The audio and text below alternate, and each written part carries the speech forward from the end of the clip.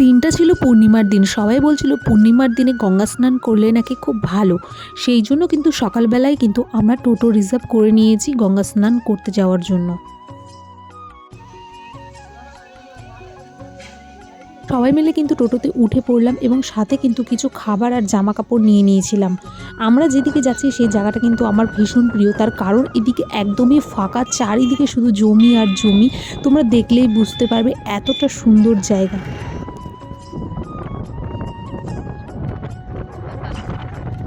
ঘুরতে যাওয়ার জন্য এই রাস্তা দিয়ে অনেকবারই গিয়েছি, তবে এখন আর আসা হয় না। দেখো চারিদিকে শুধু সর্ষার ফুল, এতটাই সুন্দর জায়গা, পুরো ফাঁকা।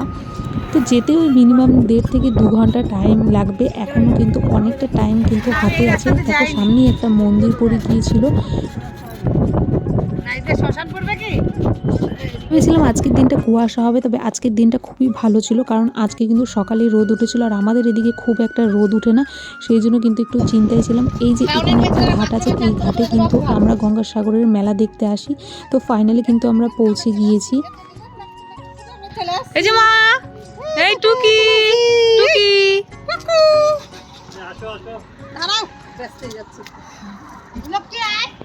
কিন্তু ব্রিজ অনেকটাই কিন্তু নিচে নামতে হবে। ওই যে নদীটা দেখতে পাচ্ছ, ওখানে কিন্তু আমরা গঙ্গা স্নান করতে যাব। তো অনেকটা নিচে নেমে কিন্তু আমাদেরকে যেতে হবে।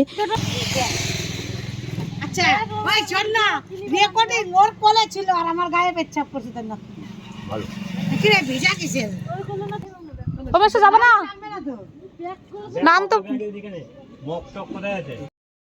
এগুলো বলে সিঁড়িগুলোও ভালো না।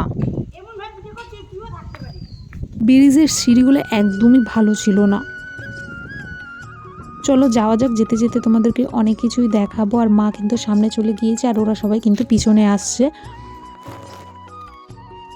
পৌষ মাসে কিন্তু অনেক বড় করে এখানে গঙ্গাসাগরের মেলা বসে। এখানে সবাই কিন্তু জল নিতে আসে। তো আমার কোনো দিন আসা হয়নি, ভেবেছিলাম কোনো একবার আসবো। তো ফাইনালি কিন্তু আজকে চলে এসেছি। তবে আজকে অনেকটাই কিন্তু ফাঁকা এই দিকটা, কারণ কোনো দোকান টোকান কোনো কিছুই নেই।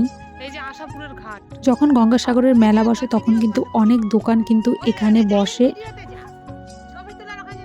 আর সত্যি ব্রিজ থেকে কিন্তু অনেকটাই দূর ছিল, এই নদীতে আসতে তো মিনিমাম আধ ঘন্টা টাইম লেগে গিয়েছিল আমাদের। কি আর বলবো,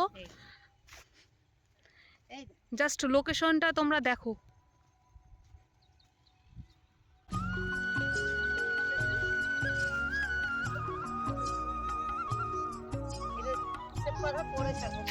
চলো মা চলো।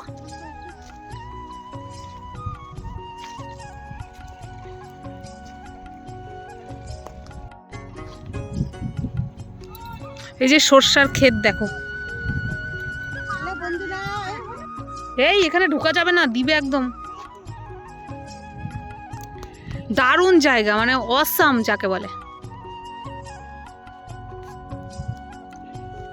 জায়গাটা যেহেতু ফাঁকা ছিল সেই জন্য কিন্তু ঠান্ডা হাওয়া যাচ্ছিল, আর এত ঠান্ডা লাগছিল যে কি আর বলবো।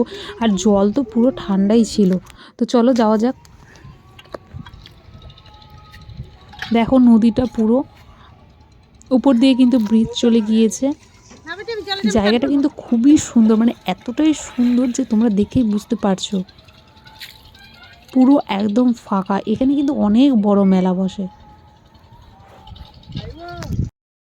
এক এক করে সবাই আমরা স্নান করে নিয়েছি, আর যা ঠান্ডা ছিল কি আর বলবো।